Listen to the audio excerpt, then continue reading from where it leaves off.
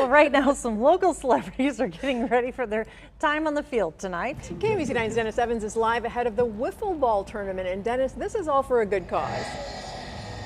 You know what? It is amazing. If you've ever walked around Luce Park and looked over just off Warnold, you'll see there's a home that looks like it has a baseball field in the backyard. Well, it does. It has a wiffle ball field, and this is it. There's a tournament today, and it is for the Battle Within. Now, you're going to have Matt Beasler, former Sporting KC player. You're going to have Mitch Holtis from the Chiefs. And, of course, Alex Gordon, the former Royals players who are going to be out here. They're going to be the team captains. And what happens is people pay to actually be able to come out here and play at this wiffle ball field that's actually in a backyard. They play wiffle ball all afternoon. The money goes to charity, and I mean, it is just such an amazing event. The event starts this evening, and I mean, you just to be able to see this field, you have the full mound up here. You've got a plate, you've got the 3 bases, you've got the wall, the whole field kept by George Toma out here, the longtime greenskeeper for the NFL, for the Royals, for everyone. It's all for a great charity.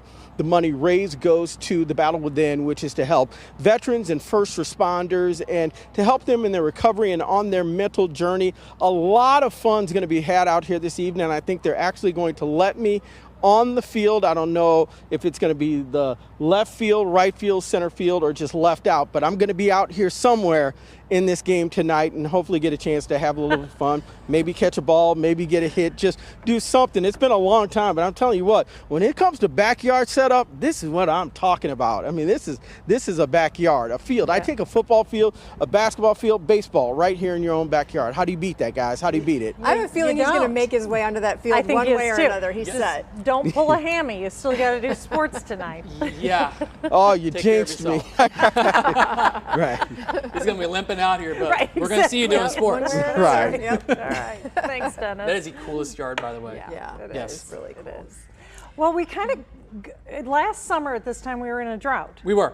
And then now we're checking river levels. Yeah, we are. You know, and thankfully it's not quite like 2019 levels when we saw a lot of flooding in some spots, but it's not just the rain that we've been picking up here.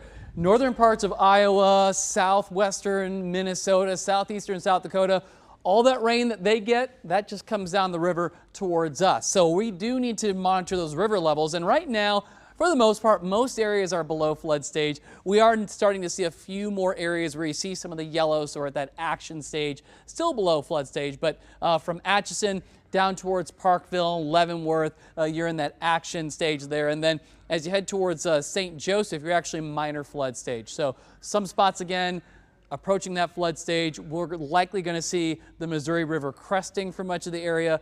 Early to middle next week, it's going to go up a few more feet. So moderate flood stage for you in St. Joseph. Again, this is about Tuesday or Wednesday of next week. Minor flood stage for Atchison, Leavenworth, and Parkville. And we say below flood stage in Kansas City.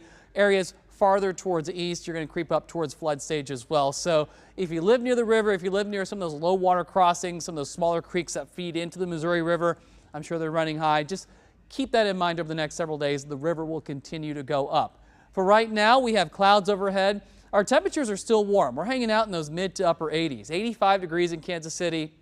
The humidity, it's at 53%. So there's some moisture in the air, but it's not that soupy, really uncomfortable level of humidity that we saw a little earlier in the week. That being said, still feels like summer. 88 degrees in Blue Springs, same for Lee Summit and Grandview. Leawood, you're coming in currently at 88, 86 for Olathe, Overland Park at 87, Casey Cate 87 degrees, Lansing and Basehor, you're also at 87. Then looking towards Parkville, Gladstone, and Liberty, middle to upper 80s for our current readings. We're at 84 in Chillicothe, 90 degrees for Ottawa and for Belton. I mentioned we have more clouds out there, and those clouds are coming off of this little area of showers. The rain is mainly up closer to Maryville and areas in northern Missouri. We might get a brief sprinkle in the metro this evening, about a 10% rain chance. So that means most of us are staying relatively dry. We'll cool back into the upper 70s by late this evening. And then for tonight, primarily after midnight, that's when our rain chances will go up significantly. So here's 10 p.m. Still not a whole lot to see on radar, but as we get closer to about 1 or 2 in the morning, we'll see a much higher chance of rain. So more in the way of widespread rain, some thunderstorms, not necessarily severe. There's 7 a.m. That round will move out around 8 or 9 o'clock in the morning.